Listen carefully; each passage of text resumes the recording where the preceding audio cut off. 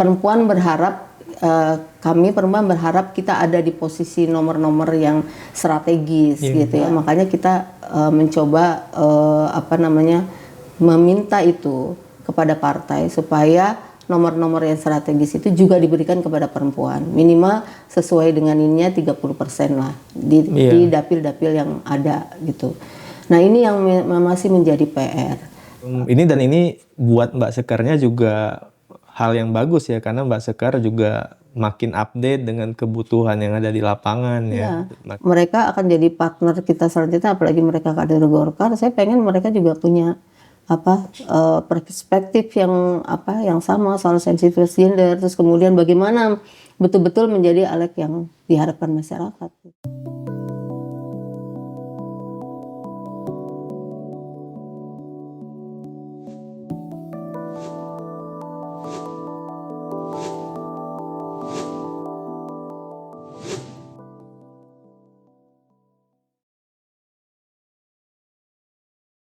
Halo semuanya, kembali lagi di Polsai Talks UI, podcast obrolan politik bersama akademisi dan praktisi. Bersama saya, Teguh Harza Mauludi. Kali ini kita kedatangan tamu istimewa karena beliau tidak hanya seorang akademisi, tapi juga seorang praktisi, yaitu seorang politisi dari Partai Golkar. Bersama saya ada Mbak Sekarwati. Selamat siang Mbak Sekar. Selamat siang, terima kasih Mas Azin. Terima kasih sudah hadir bersama kami. Ya, Mbak Sekar ini adalah peserta dari Political Inclusion Fellowship, programnya WFD, Westminster Foundation for Democracy. Boleh nggak Mbak diceritakan Mbak Sekar di Partai Golkar, terus di sayap perempuan Golkar, KPPG, itu aktivitasnya sehari-hari seperti apa? Baik Mas Azin, terima kasih atas undangannya untuk kita diskusi di siang ini ya. Udah menjelang siang, pagi menjelang siang. Ya, nama saya Sekarwati, saya aktif di Partai Golkar. Saya pengurus Dewan Pimpinan Pusat Partai Golkar dan sekaligus juga saya pengurus di Kesatuan Perempuan Partai Golkar. Biasa kita singkat dari KPPG, Mas. Jadi kalau di DPP saya mulai sudah menjadi pengurus partai itu dari mulai 2004. Jadi udah lama sekali. Mulai dari sejak awal saya memang concernnya di pemberdayaan perempuan. Jadi bidangnya juga itu. Bidang di DPP itu tentang pemberdayaan perempuan. Kan ada bidang pemberdayaan perempuan. Saya di situ. Terus sampai sekarang ya kenaikan jenjang kepengurusan dari pengurus biasa sampai wasekjen, sekarang sekretaris bidang dan seterusnya. Ya, kalau di Kesatuan Perempuan Partai Golkar kan ada kepengurusan juga. Nah, saya di situ mulai jadi anggota biasa, terus kemudian ketua bidang, sampai akhirnya jadi wakil ketua umum. Sejak ketua umumnya Bu Airin Rahmidiani ya 2019-2024 sampai sekarang ketika ketumnya Bu Hetifah Saifudian yang kita kenal sebagai pimpinan Komisi 10 DPR RI. Nah, saya juga jadi wakil ketua umum gitu. Jadi itulah beberapa aktivitas di partai. Mbak Sekar ini kan salah satu dari sedikit banyak perempuan yang berkomitmen untuk terjun ke politik praktis ya. Ini kan bukan sesuatu yang bisa dibilang sangat banyak ditemui di Indonesia ya. Misalnya kita tahu di dua pemilu terakhir 2019-2024 kita mengalami sedikit peningkatan dalam hal representasi perempuan yang terpilih menjadi anggota DPR misalnya di level pusat. Tapi di satu sisi lain kita juga tahu bahwa perempuan yang terpilih di DPR di Senayan itu ada cukup banyak juga mereka yang berasal dari keluarga-keluarga elit politik. Mereka hampir 50% terafiliasi dengan politik dinasti. Nah, sebenarnya bagi Mbak Sekar, apa sih yang membedakan aktivis perempuan dengan perempuan yang berasal dari kekuatan politik ini? Oke, baik. Memang kita bersyukur ya kemarin penambahan kursi bertambah di pemilu 2024 kemarin ya dibanding mulai dari 2019. Nah, kalaupun kemudian ada di antaranya itu adalah yang terpilih adalah orang ya caleg-caleg perempuan yang berasal dari dinasti politik atau punya kedekatan dengan elit politik gitu ya. Bagi saya ini satu hal bahwa kalau seseorang warga negara itu tentunya punya hak untuk dipilih siapapun dia, latar belakang dia, itu udah hak politiknya. Jadi buat saya pribadi saya menghargai saja apa yang sudah mereka capai, misalnya dengan menjadi terpilih ya jadi alek dari caleg, walaupun latar belakang mereka memang kelompok-kelompok yang memang masuk di dalam kategori dinasti politik gitu ya, mungkin kerabat keluarganya, orang tuanya dan sebagainya. Karena satu hal yang saya lihat di situ adalah kadang-kadang mereka itu sudah bersama dengan keluarganya itu sekian lama, sudah melihat kalau anak-anak ya ini anak-anaknya sudah melihat aktivitas politik yang dilakukan orang tuanya atau kerabatnya. Jadi ketika mereka memutuskan untuk terjun ke politik ya, untuk ingin dipilih juga di dalam kontestasi politik, itu sebenarnya suatu hal yang wajar. Nah, terus kemudian yang kedua, ketika mereka sadar betul bahwa mereka ingin dipilih, mengikuti jejak orang tua atau mungkin mengikuti jejak kerabat dan lingkungan sekitarnya, mereka harus bertanggung jawab untuk memberdayakan dirinya sehingga mereka itu pantas untuk menjadi alek gitu loh, untuk menjadi wakil rakyat. Tentu kepantasannya itu dilihat dari apa? Ya dari pengetahuan ya, terus kemudian motivasi yang utama. Mau jadi alek itu memang ada hal yang harus dia perjuangkan atau sekedar dia ingin punya status gitu, mengikuti status orang tuanya. Nah, ini yang menjadi concern saya di poin yang kedua gitu loh. Jadi melihat mereka seperti itu, saya sangat support saja asalkan mereka masuk di poin yang kedua. Mereka harus menyiapkan diri supaya mereka pantas untuk posisi itu. Karena tentu saja konsekuensi anggota legislatif adalah pejabat publik dan sifatnya terbatas. Dari 200 juta penduduk Indonesia hanya 575 orang, itu kan betul-betul harus diisi orang yang tepat gitu loh. Jadi kalau sampai mereka tidak membekali diri, menurut saya juga mereka sudah membuat uang negara, uang rakyat itu menjadi sia-sia karena memfasilitasi, membayar gitu pada alek kepada pejabat publik yang tidak bekerja sebagaimana mestinya. Nah, kalau saya kan berangkat dari memang aktivis ya saya dari mahasiswa sudah beraktivitas jadi aktivis organisasi dan sebagainya, terus berlanjut kepada organisasi politik. Saya juga artinya dari 2004 saya jadi pengurus Partai Golkar. Pada saat itu saya cuman menghendaki bahwa saya akan belajar, berproses, terus kemudian memberdayakan diri saya di situ dengan situasi dan kondisi sebuah partai gitu loh. Jadi kan di situ kan pasti kan ada tuntutan dari masyarakat mengenai fungsi dan peran partai politik tentunya. Nah, saya bisa nggak ada di dalam di situ gitu loh. Tapi memang pengalaman seorang aktivis itu menurut saya, karena kita juga banyak latar belakang yang masuk ke partai ya. Ada yang latar belakangnya aktivis, ada juga latar belakangnya adalah pengusaha gitu. Kemudian juga mungkin akademisi gitu, banyak sekali latar belakang. Nah, cuman memang kalau saya melihat, saya berusaha seobjektif mungkin kalau ngelihat aktivis, latar belakangnya aktivis, sebetulnya dia sudah, paling tidak poin utama, dia sudah terbiasa bergerak di dalam masyarakat. Dia tahu bahwa ada poin-poin isu-isu gitu ya, hal-hal yang harus diperjuangkan di tengah masyarakat. Dia tahu masalah gitu loh.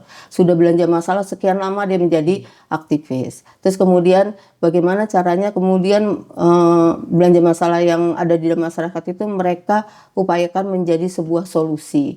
Entah solusinya itu sifatnya teknis ya, langsung di eksekutif, ataupun sifatnya itu kebijakan, yaitu kepada parlemen. Nah, sehingga ketika aktivis ini menjadi ALEK, saya rasa dia akan lebih mudah untuk cepat bekerja. Jadi tidak ada proses dia harus adaptasi dulu gitu loh ya. Secara teknis peraturan oke, tapi ini menurut saya jadi tidak berlama-lama seorang aktivis bisa langsung menyesuaikan diri dengan tugasnya sebagai ALEK. Berbeda ketika kemudian dari latar belakang yang lain. Meskipun juga soal isu-isu itu kan sangat beragam ya. Makanya banyak sekali sektor-sektor kehidupan yang dikawal di DPR itu, di parlemen, terkait dengan semua urusan hajat warga negara. Dari mulai politik, kesehatan, pendidikan, dan seterusnya. Gitu, kurang lebih. Oke, Mbak. Tadi kan kebanyakan kita ketika ngomongin ALEK ini kan orang-orang yang punya privilege lebih ya. Dan Mbak Sekar ini yang saya tahu juga banyak melakukan pendampingan di lapangan ya. Bagaimana misalnya meningkatkan kapasitas perempuan gitu ya untuk bisa lebih aktif di politik gitu. Pertanyaan saya, bagaimana Mbak Sekar meyakinkan perempuan ini? Karena kan kita tahu perempuan-perempuan terutama yang di daerah ya, di akar rumput, mereka kan bisa jadi tidak punya akses atau tidak punya kemampuan finansial sebesar orang-orang politik yang sudah lama duduk di Senayan gitu ya, yang kita sebut sebagai establishment gitu ya, orang-orang yang sudah mapan secara politik dan ekonomi gitu. Bagaimana cara Mbak Sekar mengajak mereka, meyakinkan mereka supaya mau gitu ya, turun, mau berpartisipasi di dalam arena yang sebenarnya memang masih sangat didominasi oleh kaum laki-laki, Mbak? Ya. Jadi waktu saya pertama masuk ke partai sampai sekarang 2024, kalau menghitung sekarang udah 21 tahun ya saya ada di Partai Golkar tepatnya. Dan kenapa saya tidak pindah partai? Karena sebetulnya di Golkar itu dinamika ya terkait dengan hal-hal ide gagasan gitu ya, ke masyarakat seperti apa gitu ya. Termasuk juga mungkin termasuk juga kita bicara kepentingan partai, itu masih jalan dan masih bagus. Menurut saya kita masih ada di dalam, saya masih ada di dalam suatu lingkungan politik yang cenderung memang masih memiliki peran penting soal fungsi dan perannya partai di dalam masyarakat gitu loh, di dalam negara. Jadi saya sebetulnya tidak terlalu sulit untuk mengajak teman-teman untuk bergerak di lapangan. Jadi karena rata-rata punya keprihatinan, punya concern, kepentingan yang sama gitu ya untuk ke lapangan. Nah, tapi memang kita pada akhirnya berbagi peran, karena yang tidak terbiasa turun gitu ya, bisa kita mensupport kegiatan kita dari berbagai hal yang lain gitu ya. Misalnya mereka yang melakukan advokasi kepada kelompok kepentingan yang yang di tingkat tataran pembuat keputusan misalnya, sementara kita jalan di bawah, atau mereka juga yang mengakomodir, mengupayakan pendanaan dan seterusnya. Jadi kalau di Partai Golkar khususnya ya, yang saya lebih banyak beraktivitas dengan perempuan-perempuan Golkar, itu sangat lingkungannya sangat baik, sangat kondusif buat saya. Kalau dari segi Ini tuh nggak ya pertanyaannya? iya, kalau dari segi kebijakan partai, kita tahu Partai Golkar ini kan sebenarnya punya banyak sekali kader-kader perempuan yang tidak hanya terkenal gitu ya, secara tidak hanya populer, tapi juga mumpuni gitu ya. Tapi dari segi kebijakan di level partai, apa sih yang sudah dilakukan Partai Golkar untuk memastikan bahwa untuk make sure ke kader-kader perempuannya bahwa kita ini sudah komit untuk menciptakan nggak hanya environment yang aman bagi perempuan untuk berpolitik, tapi juga memastikan supaya target representasi politik perempuan yang lebih substansial itu tercapai. Iya. Jadi kalau di Partai Golkar masalah keleluasaan beraktivitas ya, terus memiliki target-target atau ambisi politik bagi semua kader itu sangat terbuka luas. Nah, memang akhirnya kembali kepada perempuannya ya, kalau konteks perempuan sejauh mana bisa memanfaatkan itu, terus kemudian tampil kerja-kerja, kita sebutkan kerja karya kekaryaan itu muncul gitu loh, sehingga menjadi catatan atau menjadi kredit poinnya gitu ya. Nah, tapi memang kalau secara umum ketika kita memang harus bersaing dengan politisi laki-laki, tentu itu tidak akan ada akses atau tidak ada, bukan akses ya, mungkin akan sedikit perempuan yang akan tambah naik ke puncak pimpinan gitu ya. Untuk kali pertama kita juga 2024-2029 ini KSB, Ketum, Sekretaris Sekjen dan Bendahara Umum kita udah ada perempuannya. Dulu kan kebanyakan laki-laki, yang 3 posisi penting itu dipegang laki-laki. Nah sekarang kita udah ada yang Bendahara Umum perempuan. Nah kalau misalnya saya sih masih melihat juga kalau ini masih ada PR untuk di Partai Golkar juga terkait terutama soal pileg. Bahwa kita memang dikasih akses untuk penyebaran dapil ya, kemudian meskipun agak sulit terjadi negosiasi itu biasa karena dominasi masih politisi laki-laki, dan kemudian mereka yang biasanya punya akses modal lebih banyak, sehingga ketika di sistem pemilu kita ya, suara terbanyak dan sebagainya, itu biasanya yang punya modal material itu bisa lebih menang. Nah ini kemudian tarik menarik di penomoran juga itu menjadi krusial. Kami perempuan berharap kita ada di posisi nomor-nomor yang strategis gitu ya, karena kita juga tahu salah satu hasil penelitian Puskapol juga bahwa nomor itu masih sangat pengaruh kan gitu loh. Nah karena itu mensiasati bahwa akses perempuan atau caleg perempuan rata-rata bukan hanya di Golkar saja, tapi secara umum itu punya kesulitan akses modal material, makanya kita mencoba meminta itu kepada partai supaya nomor-nomor yang strategis itu juga diberikan kepada perempuan, minimal sesuai dengan ininya 30% lah di dapil-dapil yang ada gitu. Nah ini yang masih menjadi PR. Artinya, tapi kami terus melakukan itu karena memang nggak semuanya juga punya sensitivitas gender, atau kalau dibilang punya gitu, ingin berpartner dengan politisi perempuan, tapi bicara pada kepentingan pribadi, akhirnya saya harus terpilih lebih dulu gitu. Itu membuat juga hal ini emang betul-betul harus diperjuangkan gitu loh. Jadi peraturan KPU ya soal nomor urut gitu kan harus ada 1, 2, 3 pertama ya zigzag itu ya, semi zigzag itu ya, itu berguna gitu loh, setidaknya tidak kemudian perempuan ditaruh semua terakhir. Nah tapi PR kami di khususnya saya pribadi, kalau di teman-teman perempuan itu selalu saya mengatakan bahwa kita harus bisa betul-betul memantaskan diri, bisa memperlihatkan bahwa kita mampu dalam hal secara kualifikasi, secara kompetensi kita nih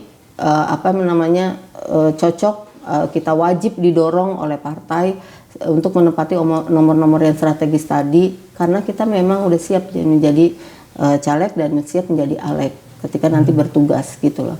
Jadi bukan hanya kita sifatnya meminta saja, sifatnya kita minta difasilitasi karena masalah kuota 30%, tapi kita juga ingin bahwa partai melihat kami ini juga cukup potensial untuk menjadi dan memenangkan partai.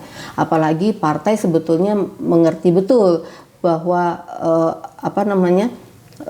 masyarakat pemilih, yaitu dari kelompok perempuan dan kelompok anak muda itu sangat kuat. Seringkali malah anak mudanya nggak dilihat, tapi perempuan lintas usia selalu lebih loyal. Kalau udah suka sama partai tertentu, caleg tertentu, dia akan loyal.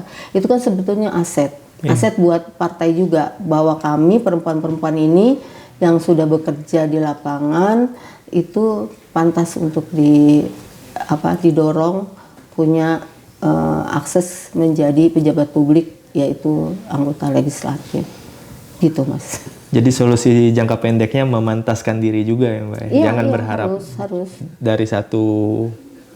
Jangan berharap dengan kebijakan partai saja, tapi juga dari segi kapasitas perempuannya juga harus terus ditingkatkan.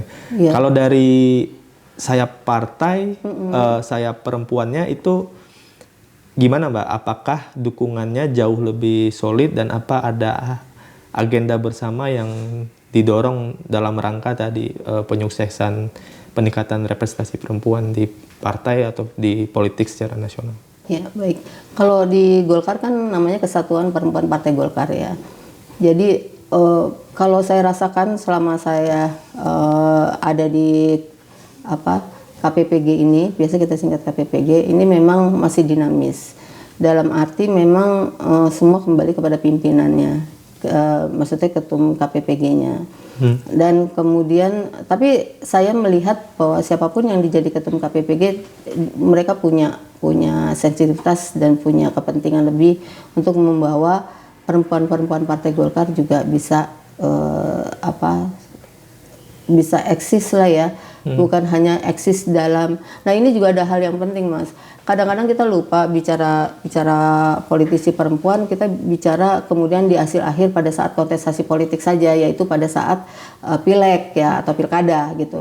Tapi sebetulnya ada peran penting yang dilakukan oleh perempuan partai itu ketika pada masa kita mengisi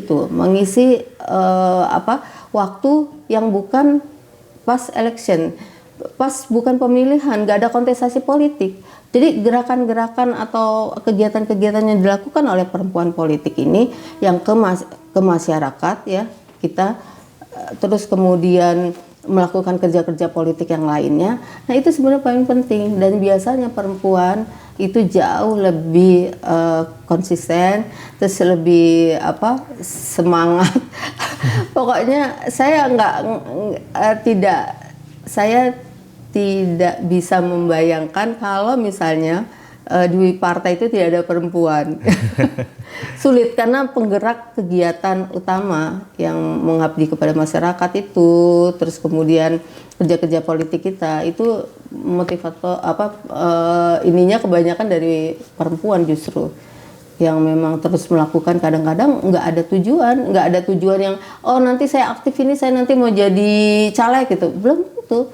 Kebanyakan mereka memang melakukannya senang karena mereka merasa bahwa sebagai kader partai mereka harus berbuat ke masyarakat dan mereka suka itu gitu. Oke, sekarang saya ingin geser sedikit topiknya ke pengalaman pribadinya Mbak Sekar ya. Mbak Sekar ini kan sudah 2 kali ya, bener ya Mbak, ikut pemilu ya. Sebenarnya setelah sudah puluhan tahun berpartisipasi di dalam kontestasi politik, menurut Mbak Sekar apa aja sih tantangan yang Mbak Sekar hadapi sebagai aktivis perempuan gitu ketika Mbak Sekar di lapangan jadi caleg dan berusaha meyakinkan masyarakat supaya saya adalah seorang aktivis, saya punya gagasan, saya punya program. Kemudian ketika di lapangan, tantangan seperti apa yang Mbak hadapi? Iya, kalau kesimpulan utama ya, menjadi caleg itu tidak cukup hanya pintar atau menguasai isu strategis. Karena pengalaman saya selama ini ketika kita turun ke lapangan, ya saya mendapati sih, makanya kan kita juga pasti punya suara. Ketika kita turun ke lapangan, bertemu dengan masyarakat, berdialog gitu ya, memperkenalkan diri kita, terus kemudian menjelaskan fungsi. Jadi kadang-kadang banyak juga masyarakat nggak ngerti gitu ya, perbedaannya antara kami caleg ini, terus nanti calon kepala daerah misalnya. Beda, mereka menganggap bahwa semua persoalan teknis itu nanti juga harus kita yang selesaikan, itu juga ada.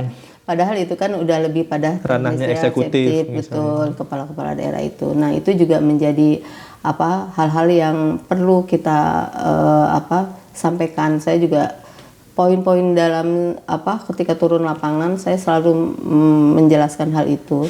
Jadi siapa kita, terus kemudian tentang pendidikan politik lah yang sifatnya sederhana, karena nanti kalau udah pada diskusi baru bisa berlanjut. Ada yang mungkin udah tahu dan pengen lebih advance gitu ya. Nah, terus kemudian di situ masalah hak dan kewajiban warga negara, terus posisi kami, eksekutif, legislatif, yudikatif itu tugasnya apa saja. Terus kemudian juga apa yang bisa kita lakukan kalau kita bersama-sama, saya menjadi wakil yang dipilih oleh mereka dan mereka menjadi pemilih saya. Karena tantangannya itu kadang-kadang kita belum selesai di poin sebelumnya, mereka suka bilang ini bawa apa, terus kemudian bawa apa sifatnya material ya, terus kemudian ceritanya suka begini sambil gini, Bu kemarin tuh yang caleg ini tuh kesini bawa uang sekian gitu kan. Nah itu kadang-kadang bisa terjadi kayak gitu. Jadi ketika akhirnya saya tadi ambil kesimpulan itu, karena banyak titik yang saya temui, saya datang itu menyatakan hal itu. Katanya ya mereka setuju, oke, senang gitu, pada titik komit bersama, oke, saya mau milih Ibu. Tapi sesudahnya adalah nanti kalau pas pemilihan, pas pencoblosan kita dapat uang ongkos nggak Bu gitu, kayak gitu masih ada gitu. Jadi dan saya per periode 2024 yang lalu saya sedih karena sebagian besar seperti itu, dan bahkan anak-anak muda yang saya pikir bahwa mereka punya pengetahuan lebih soal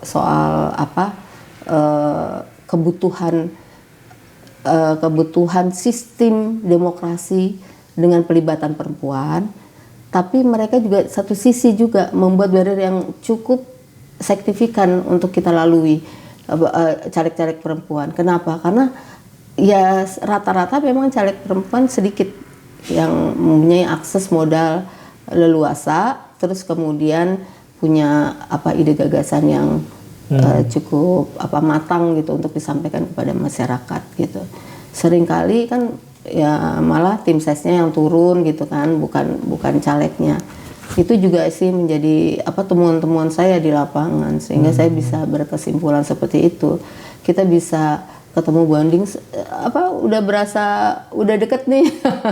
Udah deket, kita mungkin udah 2 kali dateng gitu ya, udah ada pembicaraan apa yang bisa kita kerjakan bersama nanti kalau saya jadi gitu kan. Itu tiba-tiba udah pupus ketika udah ada lagi yang lain datang ke titik itu, terus kemudian setelah diskusi mereka dapat bingkisan-bingkisan atau uang gitu. Jadi nggak cuman ada ekspektasi dari masyarakat, tapi juga ada benchmarknya, ada perbandingan. Benar. Si ini kasih berapa, si ini kasih berapa gitu. Dan itu ketemu. Dan jadi saya melihatnya, bahkan kan ada istilah berkembang ya. Ini jadi salah satu isu di di disertasi saya, ambil uangnya, jangan pilih orangnya. Iya. Dulu di awal ada statement seperti itu ya, katakanlah ya, narasi seperti itu karena kita mau mengajari masyarakat supaya tidak money politik gitu kan. Benar. Supaya jangan kita akan bikin jerah ya kan, bikin jerah para caleg-caleg yang barternya cuma uang. Mereka nggak punya kemampuan, nggak ngerti apa yang harus mereka lakukan sebagai Alek nantinya. Pokoknya punya uang, ya kan? Iya. Nah terus kemudian mereka bisa beli suara itu semua. Kita bikin kapok mereka, ambil uangnya, tapi jangan pilih orangnya. Nyatanya ini juga ke semua terjadi. Artinya nggak cuman caleg yang anta beranta baru datang ketika udah pemilihan dengan mengguyur-guyur uang, tapi juga pada alek-alek seperti kami yang udah datang dari awal, datang untuk berdiskusi, datang untuk menawarkan diri bagaimana kami bisa menjadi wakil Bapak dan Ibu. Sebenarnya kebutuhan Bapak dan Ibu apa, kepentingannya Bapak dan Ibu apa yang bisa kita bawa sampai ke pusat gitu. Kayak gitu tuh ternyata akhirnya jadi blunder sekarang. Jadi semua mereka jadi ada pengakuan dari responden saya bilang bahwa dia mengumpulkan dari 5 caleg uang itu, tapi tidak dipilih satupun caleg-caleg itu. Nah ini kan juga masalah, dan ini masalah yang sangat mendasar menurut saya, tidak bisa diabaikan persoalannya gitu loh. Kan banyak orang juga ya, bahkan pengamat juga banyak bilang bahwa ini masalah adaptasi, masalah sebetulnya kita nggak boleh meremehkan masyarakat Indonesia tidak siap dengan demokrasi dan sebagainya. Tapi hal ini terjadi, ya faktanya di lapangan terjadi. Jadi menurut saya kalau kita abaikan ini dan kita biarkan ini kita biarkan tidak untuk diselesaikan, maka saya khawatir untuk 2029 nanti seperti apa petanya lagi. Bagaimana kondisi di masyarakat seperti itu, dan jadi akhirnya menjadi Alek itu sangat mahal. Dan ketika menjadi Alek itu sangat mahal, potensi-potensi aktivis ya, latar belakang aktivis itu akan menjadi kalah gitu. Kecuali dulu saya pernah mengajak beberapa teman untuk ayo kita mulai membuat suatu gerakan yang memang kita ini sebetulnya butuh ketika kita teman-teman NGO, teman-teman aktivis pada saat ini organisasi butuh kebijakan-kebijakan populis yang harus didorong oleh DPR, itu menjadi kesulitan bertemu dengan orang-orang politisi yang memang punya keinginan yang sama. Nah, terus mulailah kita memberdayakan dan sebagainya. Tapi menurut saya itu hasilnya itu akan menjadi mungkin tidak semaksimal kalau kita kawal dari awal. Ketika ini orang baru menjadi caleg, ketika kita kawal sama-sama, terus kita bantu dia untuk dalam kondisi kampanye yang sangat mahal ini, terus sampai jadi, nah di situ malah kita punya wakil rakyat yang udah pasti ada keberpihakan kepada isu-isu populis yang dikawal oleh teman-teman di luar parlemen.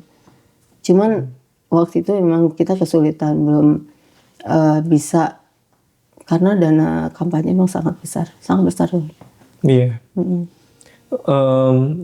Mbak Sekar ini kan juga sebagai fellows-nya program political inclusion-nya WFD, juga melakukan satu inisiatif atau satu program ya. Itu boleh di-share nggak Mbak? Apa sih yang akan Mbak lakukan? Ya. Saya bersyukur juga kemarin itu ada 3 kursi perempuan ya, dari kursi Golkar, dari total 6. Jadi sebenarnya Golkar tuh punya 50% kursi. Karena dari 6, 3 laki-laki, 3 perempuan. Nah, saya mengetahui mereka memang baru sekali terpilih ini 2024. Dan dengan bersama mereka saya tahu mereka perlu diperkuat, diberdayakan. Jadi saya ingin membuat program mendampingi mereka untuk program penyerapan aspirasi mereka. Oke. Ya, saya ingin mereka bertemu dengan konstituennya, ya, dengan berbagai kelompok masyarakat, terutama sih yang memang masuk kategori di inklusi ya. Jadi yang memang jarang kategorinya tersentuh oleh informasi-informasi atau pemberdayaan politik. Nah, di situ saya ingin melihat dan membekali pada akhirnya anggota legislatif ini untuk mengerti, memahami bagaimana penyerapan aspirasi yang sebetulnya ya kepada masyarakat, yang ada di masyarakat. Sekaligus kita juga mau ngasih pendidikan politik buat masyarakat yang tadi itu, yang memang kelompok-kelompok yang masuk dalam kategori inklusi. Ini mereka masih muda-muda ya, latar belakangnya apa ya? Latar belakangnya ada yang pengusaha, ada yang ibu rumah tangga, tapi plus ya aktif di dalam PKK gitu-gitulah ya, kegiatan-kegiatan masyarakat itu, organisasi ormas pengajian gitu. Terus satu lagi memang dari pengusaha juga. Nah, tapi beda latar belakang. Yang satu juga lebih tingkatan dia beraktivitas bisnisnya itu udah jauh. Terus yang kedua ini ya saya lihat mereka orang-orang yang memang mau belajar gitu. Cuman memang ini keterpilihan mereka yang pertama, dan menurut saya ya harus di-feeding dengan cara tepat dan kemudian dengan informasi yang tepat. Diberikan perspektif gender juga ya? Iya, jelas itu yang pertama. Ini buat Mbak Sekarnya juga hal yang bagus ya, karena Mbak Sekar juga makin update dengan kebutuhan yang ada di lapangan ya, makin kan tahu kebutuhannya. Dengan orang yang kita punya frekuensi sama lebih enak gitu kan. Jadi mereka akan jadi partner kita selanjutnya, apalagi mereka kader Golkar. Saya pengen mereka juga punya perspektif yang sama soal sensitivitas gender, terus kemudian bagaimana betul-betul menjadi alat yang diharapkan masyarakat gitu. Ini bisa jadi senjatanya Mbak Sekar juga ya buat di pemilu 2029 ya. Saya harap gitu. Paling tidak kita punya partner yang itu tadi sefrekuensi, jadi kita bisa melakukan giat-giat atau kampanye nanti menjadi lebih bisa berstrategi lah gitu loh. Karena kita punya pikiran yang sama. Kalau kita nggak ada di frekuensi yang sama kan agak sulit gitu kan. Ya kemarin kan masih uang gitu ya. Mudah ke depan kita bisa lebih tandeman ya istilahnya ya. Kalau misalnya itu bisa lebih luas di bidang pemberdayaan. Gitu. Nanti kuncinya memang kita harus berjuangnya bareng-bareng ya, jangan mementingkan diri sendiri aja ya. Betul. Biar tenaganya, orangnya, mesinnya katakan begitu lebih banyak kan, semakin banyak kan semakin baik. Iya. Terakhir ya Mbak, berbicara soal politik di masa depan gitu ya. Pemilu 2029 mungkin masih terlihat masih jauh ya, masih lama, mungkin masih 4 tahun lebih gitu. Tapi buat Mbak Sekar sendiri, kalau misalnya diberi kepercayaan dan amanah oleh partai untuk maju lagi, kira-kira apa sih harapan Mbak Sekar gitu? Kondisi ideal apa yang Mbak Sekar harapkan terjadi menyongsong pemilu 2029? Iya, kalau terkait dengan kalau saya sih tentu yang personal sekali, saya berharap sistem politik kita juga bisa menjadi lebih moderat, dalam arti biaya kampanye nggak harus semahal itu gitu. Bagaimana caranya, walaupun saya juga lebih suka kepada sistem yang sekarang terbuka ya, proporsional terbuka, karena memberi kesempatan siapapun ya yang bekerja lebih kuat, bekerja lebih strategis bisa terpilih gitu. Jadi bukan hanya masalah di nomor gitu. Nah, tapi juga itu bisa lebih strategis lagi, bisa mencapai sasaran target kalau misalnya kita juga difasilitasi kader-kader yang terbaik itu di nomor-nomor yang terbaik. Saya nggak bilang ada kader nggak baik, cuman kalau Partai Golkar tuh ada PDLT istilahnya. Jadi PDLT itu prestasi, kok jadi tiba-tiba lupa, dedikasi dan prestasi, dedikasi, loyalitas tidak tercela. Oke. Nah, artinya kita nggak harus ada masalah hal-hal ya yang kita punya masalah gitu pribadi. Kita juga harus loyal kepada partai, punya dedikasi dan punya prestasi. Itu diterapkan sehingga kader-kader yang terbaik yang memenuhi itu bisa, terutama perempuan yang 30% itu bisa dapat nomor-nomor yang strategis yang kemungkinan dia bisa menang. Karena hak ini di partai. Iya. Kalau partai punya goodwill yang tinggi untuk menaikkan jumlah politisi perempuan dari caleg menjadi alek, maka dia harus punya peran juga di sini. Ketiga, bagaimana partai bisa memberdayakan struktur partai yang sedemikian kuat, kalau Golkar ya, sampai ke tingkat bawah itu bisa membantu caleg-caleg perempuan. Karena tidak cukup juga cuman hanya bantuan, misalnya bantuan dana tapi itu dilepas. Karena kita juga bertarung internal ya. Kan kadang jeruk makan jeruk. Internal itu juga sangat kuat. Padahal partai itu punya struktur sampai ke bawah dan partai punya hak untuk misalnya membuat kebijakan khusus misalnya untuk memfasilitasi perempuan Partai Golkar itu untuk menjadi perhatian atau menjadi prioritas. Toh kita nggak minta 100%, kita cuma minta 30% aja gitu loh. Karena ini juga baik buat Golkar. Karena perempuan punya ide dan gagasan yang original, punya perempuan dalam persoalan pembahasan proses dalam pembuatan kebijakan. Jadi ide gagasan perempuan itu sangat dibutuhkan. Gak bisa demokrasi tanpa perempuan. Iya, dan loyal itu kan artinya dia harus sudah lama juga membangun partai ya, Bu ya. Nggak, jangan tiba-tiba yang muncul belakangan instan gitu. Iya. Oke. Saya harap sih begitu. Kalaupun dalam kondisi sekarang tidak sepenuhnya bisa begitu, tapi setidaknya ya bisa dilakukan 70% lah gitu. Dalam arti tadi ya yang PDLT-nya kuat ya harus dijaga gitu. Tapi kalau mau ada yang berminat menjadi caleg yang baru-baru muncul ya silakan, tapi harus yang menjaga yang PDLT tadi itu. Gitu. Kalau enggak orang berpartai hanya last minute gitu kan. Sementara dalam menuju kontestasi politik itu partai itu harus bergerak, partai itu harus melakukan sesuatu. Partai itu harus membuat ya kan program-program yang memang menjadi sasar kepada masyarakat ya kan. Itu siapa yang melakukan? Ya kita ini pekerja partai selama ini kan gitu. Bukan kita kerja terakhir aja pada saat mau pileg, itu hanya salah satu lah kegiatan partai. Kegiatan partai yang lain banyak. Khususnya ya pemberdayaan masyarakat itu, ngasih solusi buat masalah-masalah di masyarakat. Gitu kalau menurut saya, Mas. Oke, Mbak Sekar. Terima kasih ya Mbak Sekar waktunya sudah menyempatkan hadir. Siap, pastinya. Datang ke kampus UI. Semoga harapan kita bersama ya, teman-teman dari Puskapol juga berharap supaya keterwakilan perempuan bisa semakin lebih baik gitu ya.